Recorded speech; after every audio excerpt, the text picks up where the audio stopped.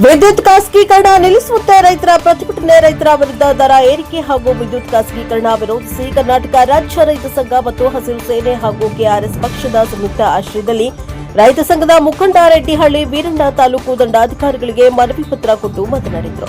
ರೈತ ಹಿತಾಸಕ್ತಿಗೆ ದಂಕೆ ಉಂಟು ಮಾಡುವ ಯಾವುದೇ ಕ್ರಮಗಳನ್ನು ಕೈಬಿಡಬೇಕು. ಇದು ಅಲ್ಲದೆ 100ರಲ್ಲಿ ಕೇವಲ 9% ಮಾತ್ರ ವಿದ್ಯುತ್ ಅನ್ನು ರೈತರಿಗೆ ಕೊಡಲಾಗುತ್ತದೆ. ಅದರಲ್ಲಿಯೂ ಕೂಡ ಖಾಸಗೀಕರಣದಂತಹ ನಿಲುವನ್ನು ತೆಗೆದುಕೊಂಡಿರುವುದು ರಾಜ್ಯ ಸರ್ಕಾರ ರೈತರನ್ನ ಮೆಟ್ಟಿಸುವ ಕೆಲಸ ಮಾಡಿದೆ. ವಿದ್ಯುತ್ ದರ ಏರಿಕೆಯನ್ನು ತೀವ್ರವಾಗಿ ವಿರೋಧಿಸಲಾಗಿದೆ.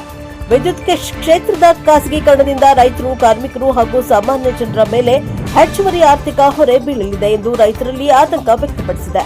ಕೃಷಿ ಪಂಪ್ಸೆಟ್ಗಳಿಗೆ ನೀಡಲಾಗ್ತಾ ಇರುವ ಉಚಿತ ವಿದ್ಯುತ್ ವ್ಯವಸ್ಥೆಯನ್ನ ಮುಂದುವರಿಸಬೇಕು ಹಾಗೂ ರೈತರಿಗೆ ನಿರಂತರ ಮತ್ತು ಗುಣಮಟ್ಟದ ವಿದ್ಯುತ್ ಪೂರೈಕೆ ಕಲ್ಪಿಸಬೇಕು. ಇದಲ್ಲದೆ ವಿದ್ಯುತ್ ಉತ್ಪಾದನೆ, ವಿತರಣೆ ಹಾಗೂ ನಿರ್ವಹಣೆಯಲ್ಲಿ ಸಾರ್ವಜನಿಕ ವಲಯದ ಪಾತ್ರವನ್ನು ಬಲಪಡಿಸಬೇಕು. ರೈತ ವಿರೋಧಿ ಹಾಗೂ ಜನವಿರೋಧಿ ನೀತಿಗಳನ್ನು ಹಿಂತೆಗೆದುಕೊಳ್ಳಬೇಕು ಎಂದು ಹೇಳಿದರು.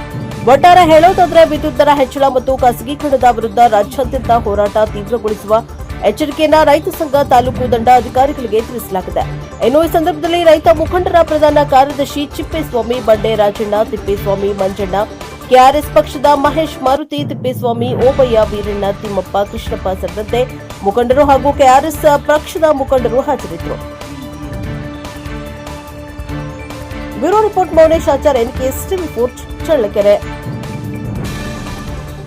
ಈ ದೇಶಕ್ಕೆ ಆಹಾರದ ಭದ್ರತೆಗಳನ್ನು ಒದಗಿಸುತ್ತಾ ಬಂದಿರತಕ್ಕಂಥ ಎಲ್ಲ ನನ್ನ ರೈತ ಬಾಂಧುಗಳೇ, ನಾಗರಿಕ ಬಂಧುಗಳೇ ಹಾಗೂ ಎಲ್ಲ ನನ್ನ ಆತ್ಮೀಯ ಪತ್ರಿಕಾ ಮಾಧ್ಯಮ ಮಿತ್ರರೇ, ಇವತ್ತಿನ ಈ ಸಭೆಯ ಉದ್ದೇಶ ಏನಪ್ಪ ಅಂದರೆ, ನಮ್ಮ ಭಾರತ ಸರ್ಕಾರ, ನಮ್ಮ ರಾಜ್ಯ ಸರ್ಕಾರಗಳು ಕೂಡ ಏನು ಇವತ್ತು ಕೃಷಿ ಮಾಡ್ತಕ್ಕಂಥ ಎಲ್ಲ ನಮ್ಮ ರೈತರ ಪಂಪ್ ಸೆಟ್ಗಳಿಗೆ ಸಪ್ಲೈ ಮಾಡ್ತಕ್ಕಂಥ ಕರೆಂಟನ್ನು ಇವರು ಇವತ್ತು ಏನು ಟಾಟಾ ಪವರ್ ಕಂಪ್ನಿಗಳಿಗೆ ನಮ್ಮ ಕರ್ನಾಟಕದಲ್ಲಿ 16 ಜಿಲ್ಲೆಗಳ ಎಲ್ಲ ರೈತರ ಪಂಪ್ ಸೆಟ್ಗಳ ಕರೆಂಟನ್ನು ಖಾಸಗೀಕರಣ ಮಾಡಲಿಕ್ಕೆ ಹೊರಟಿದ್ದಾರೆ ಅವಿವೇಕಿ ಸರ್ಕಾರಗಳು. ಅದರಿಂದ ಇದು ಕರೆಂಟು ನಮ್ಮ ಕೃಷಿಗೆ ಸಂಬಂಧಪಟ್ಟಂಥ ಕರೆಂಟು. ಕೃಷಿ ಮಾಡಬೇಕಂದ್ರೆ ವ್ಯವಸ್ಥಿತವಾಗಿ ಕರೆಂಟು ಬೇಕೇ ಬೇಕು. ಕರೆಂಟ್ ಇದ್ರೆ ಕಣಪ್ಪ ನಿನಗೆ ಊಟ ಮಾಡೋಕ್ಕೆ ಅನ್ನ ಬರೋದು, ಇಲ್ಲ ಅಂದರೆ ಅನ್ನನೂ ಇಲ್ಲ, ಆಮ್ರನೂ ಇಲ್ಲ, ಏನೂ ಸಿಗಲ್ಲ, ಹಣ್ಣು ಹಂಪಲು ಏನೂ ಸಿಕ್ಕಲ್ಲ. ಆದ್ದರಿಂದ ಈ ಕರೆಂಟಿಗೆ ಹಕ್ಕುದಾರ ರೈತರು. ಈ ಕರೆಂಟಿಗೆ ಸಂಬಂಧಪಟ್ಟಂಗೆ ಹಕ್ಕುದಾರ ಅಂದರೆ ರೈತರು ಮಾತ್ರ. ಈ ದೇಶದ ಕೃಷಿಯನ್ನು ಮಾಡಬೇಕಂದ್ರೆ ರೈತನ ಶಕ್ತಿಯೇ ಮಾತ್ರ ಹೊರತು ಬೇರೆ ಯಾರಿಂದಲೂ ಸಾಧ್ಯ ಇಲ್ಲ. ಆದ್ದರಿಂದ ಇವತ್ತು ನಾವು ಖಾಸಗೀಕರಣ ಮಾಡ್ತಕ್ಕಂಥ ವಿದ್ಯುತ್ತನ್ನು ತಡೆ ಹಿಡಿಯುವಂತಕ್ಕಂಥ ಇಡೀ 16 ಜಿಲ್ಲೆ ಒಳಗಡೆ ನಮ್ಮ ರಾಜ್ಯದ ಸಂಘದ ಆದೇಶದ ಮೇರೆಗೆ ಏನು ನಮ್ಮ ಕೋಡಿಹಳ್ಳಿ ಚಂದ್ರಶೇಖರ್ ಏನು 16 ಜಿಲ್ಲೆಗೆ ಆದೇಶ ಮಾಡಿದ್ದಾರೆ, ಎಲ್ಲ ಜಿಲ್ಲಾ ಕೇಂದ್ರದಲ್ಲಿ ಇವತ್ತು ಇದರ ಬಗ್ಗೆ ಈ ಅವಿವೇಕಿ ಸರ್ಕಾರಕ್ಕೆ ಒಂದು ಎಚ್ಚರಿಕೆ ಪತ್ರಗಳನ್ನು ಕೊಡಬೇಕು. ಈ ಕರೆಂಟ್ ಯಾವುದೇ ರೀತಿಯಿಂದ ಖಾಸಗೀಕರಣ ಮಾಡೋಕ್ಕೆ ಅವಕಾಶ ಇಲ್ಲ. ಆದ್ದರಿಂದ ಖಾಸಗೀಕರಣ ಮಾಡಲಿಕ್ಕೆ ನಾವು ಬಿಡಲ್ಲ ಅಂತ ಹೇಳಿ ಒಂದು ಎಚ್ಚರಿಕೆ ಪತ್ರವನ್ನು ಕೊಡಲಿಕ್ಕೆ ಬಂದಿದ್ದೀವಿ ನಾವು ಇವತ್ತು ಸರ್ಕಾರಕ್ಕೆ.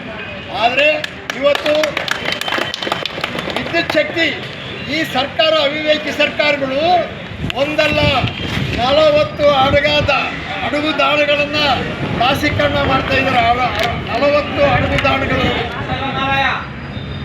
2 ರೈಲ್ವೆ ಇಲಾಖೆಗಳನ್ನು, ಎಲ್ಲ ವಿಮಾನ ನಿಲ್ದಾಣ ಪ್ರತಿಯೊಂದನ್ನು ಖಾಸಗೀಕರಣ ಮಾಡಿದರೆ ಇವರನ್ನು ಕತ್ತೆ ಕಾಯಕ್ಕೆ ಹೋಗ್ತಾರ ವಿಧಾನಸೌಧಕ್ಕೆ?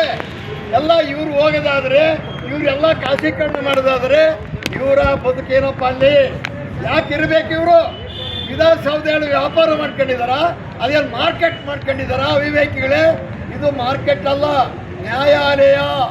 ಯಾವ ರಾಜ್ಯದಲ್ಲಿ ಯಾರು ತೊಂದರೆಗಳನ್ನು ಅನುಭವಿಸ್ತಾ ಇದ್ದಾರೆ, ಯಾರು ತಮ್ಮ ಕುಟುಂಬ ನಿರ್ವಹಣೆ ಮಾಡಲಾರದೆ ಯಾರು ಕಷ್ಟದಲ್ಲಿದ್ದಾರೆ ಅಂಥವರ ನೆರವಿಗೆ ಬರ್ತಕ್ಕಂಥದ್ದು ವಿಧಾನಸೌಧದಲ್ಲಿರ್ತಕ್ಕಂಥ ಎಲ್ಲ ಮಂತ್ರಿ ಮಂಡಲ MLAಗಳ ಜವಾಬ್ದಾರಿ. ಆದ್ದರಿಂದ ನಾವು ಇವತ್ತು ಹೇಳ್ತೇವೆ, ಯಾವುದೇ ಕಾರಣದಿಂದ ಕರೆಂಟನ್ನ ಖಾಸಗೀಕರಣ ಮಾಡಲಿಕ್ಕೆ ಅವಕಾಶ ಇಲ್ಲ. ಆದ್ದರಿಂದ ಇವತ್ತು ಒಂದು ಕಡೆ ನೋಡಿದ್ರೆ ಭೂಮಿ ಕಿತ್ಕೊಳ್ತೀರಿ, ಇನ್ನೊಂದು ಕಡೆ ಕರೆಂಟ್ ಕಿತ್ಕೊಳ್ತಿದ್ದೀರಿ. ಅಲ್ಲಿ ನೀರಿದ್ರೆ ನೀರು ಬಿಡಂದ್ರೆ ಈ ಬೆಳೆಗೆ ನೀರು ಬಿಡಲ್ಲ ಅಂತೀರಿ. ಏನು ನಿಮ್ಮ ಉದ್ದಟತನ? ಇಂಥ ಉದ್ದಟತನ ಇವತ್ತು ಸರ್ಕಾರಗಳು ಇಂಥ ದೌರ್ಜನ್ಯ ನಡೆಸ್ತಾ ಇದ್ದಾರೆ ಅಂದರೆ ನಾವು ಕೇಳಲ್ಲ. ಇವತ್ತು ನಮ್ಮ ಹಳ್ಳಿಗೆ ಬರೋದು ಎಷ್ಟಪ್ಪ ಕರೆಂಟು? 100%ಅಲ್ಲಿ 9% ಮಾತ್ರ ನಾವು ಹಳ್ಳಿಗರು ಉಪಯೋಗಿಸ್ತಾ ಇದ್ದೀವಿ. 9%. ಇನ್ನು 91% ನಗರ ಪಟ್ಟಣಗಳಿಗೆ ವ್ಯವಸ್ಥೆ ಆಗ್ತಾ ಇದೆ.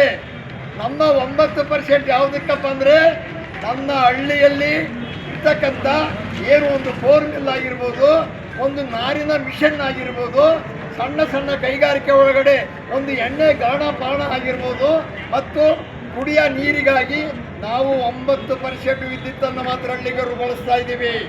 ಹುಷಾರು, ನಮ್ಮ ಪಾಲು ಇನ್ನು ಭಾಳಷ್ಟು ನಗರಗಳಿಗೆ ಹೋಗ್ತಾ ಇದೆ. ನಮ್ಮ ಪಾಲಿನ ಕರೆಂಟ್ ನನಗೆ ಕೊಡು. ಅಲ್ಲೇವರೆಗ ನಾವು ಯಾವುದೇ ಕಾರಣದಿಂದ ಖಾಸಗೀಕರಣ ಮಾಡಲಿಕ್ಕೆ ವ್ಯವಸ್ಥಿತವಾಗಿ ಬೆಳೆದಿಲ್ಲ. ಸುಖವಾಗಿ ಕೆಲಸ ಮಾಡ್ತೇವೆ. ಆದರೆ ನಮ್ಮ ರಾಜ್ಯದಲ್ಲಿ ನಮ್ಮ ನೀರನ್ನು ನಾವು ಕುಡಿಯತಕ್ಕಂಥ ವ್ಯವಸ್ಥೆ ನಮಗೆ. ಆದ್ದರಿಂದ ಈಗ ಏನು ಅಲ್ಪ ಸ್ವಲ್ಪ ನಾವು ಏನು ಬೋರ್ವೆಲ್ಗಳನ್ನು ಹಾಕ್ಸ್ಕೊಂಡು ಕರೆಂಟನ್ನು ಎತ್ತಿ ನಾವು ಜೀವನ ಮಾಡತಕ್ಕಂಥದ್ದು ಮತ್ತು ದೇಶದ ನಮ್ಮ ಕರ್ನಾಟಕದಲ್ಲಿ ಅಷ್ಟು ಇಷ್ಟು ಎಲ್ಲ ನೀರಾವರಿ ವ್ಯವಸ್ಥೆಗಳು ಕೂಡ ಇದ್ದಾವೆ. ಕಾವೇರಿ ಇರ್ಬೋದು, ತುಂಗಭದ್ರಾ ಇರ್ಬೋದು, ಆಲಮಟ್ಟಿ ಇರ್ಬೋದು, ಕೃಷ್ಣ ಇರ್ಬೋದು, ಇವೆಲ್ಲ ಸ್ವಲ್ಪ ನೀರಾವರಿ ವ್ಯವಸ್ಥೆ ಮಾಡಿದ್ರು. ಇಲ್ಲ ಇದಕ್ಕೆ ನಮ್ಮ ರೈತರು ಒಣ ಭೂಮಿಗೆ ಇದರ 3 ಪಟ್ಟು ನೀರಾವರಿ ಮಾಡಿದ್ದಾರೆ. ಏನು ಈಗ ಡ್ಯಾಮುಗಳು ಕಟ್ಟಿ ನೀರಾವರಿ ಮಾಡಿದ್ದಾರೆ, ಅದರ 3 ಪಟ್ಟು ಒಣ ಭೂಮಿಯಲ್ಲಿ ಬೋರ್ ಹಾಕಿಸಿ ನಾವು ನೀರಾವರಿಯನ್ನು ಮಾಡಿ ಈ ದೇಶದ ಆಹಾರದ ಭದ್ರತೆಯನ್ನು ದೇಶವನ್ನು ಕಾಪಾಡಿಕೊಂಡು. ಆದ್ದರಿಂದ ಇವತ್ತು ಏನು ಸರ್ಕಾರಗಳು, ಭಾರತ ಸರ್ಕಾರ ಮತ್ತು ರಾಜ್ಯ ಸರ್ಕಾರ ರೈತರ ಕರೆಂಟನ್ನು ಖಾಸಗೀಕರಣ ಮಾಡ್ತಾರೆ ಅಂದರೆ ಯಾವ ಲೆಕ್ಕಾಚಾರದಲ್ಲಿ ಮಾಡ್ತಾರೆ? ಏನು ಅವರು ಸ್ವತ್ತ ನೀವು ತಾಲೂಕು ದಂಡಾಧಿಕಾರಿಗಳು ನಿಮಗೆ ಗೊತ್ತು, ನಾನು ಪಾಡು ತಂದರೆ ನಿಮ್ಮ ಹೆಸರಿಗಿಲ್ಲ ಅಂತ ಹೇಳ್ತೀರಿ. ಮತ್ತು ನಾವು ಇವತ್ತು ಕರೆಂಟನ್ನು ಖಾಸಗೀಕರಣ ಮಾಡ್ತಾರೆ ಅಂದರೆ ಅವನಿಗೆ ಏನು ಹಕ್ಕೈತೆ? ಯಾವ ಮುಖ್ಯಮಂತ್ರಿಗೆ ಹಕ್ಕೈತೆ? ಯಾವ ಪ್ರಧಾನಮಂತ್ರಿಗೆ ಹಕ್ಕೈತೆ? ಹಕ್ಕು ಕೊಟ್ಟಿರ್ತಕ್ಕಂಥವ್ರು ಯಾರು?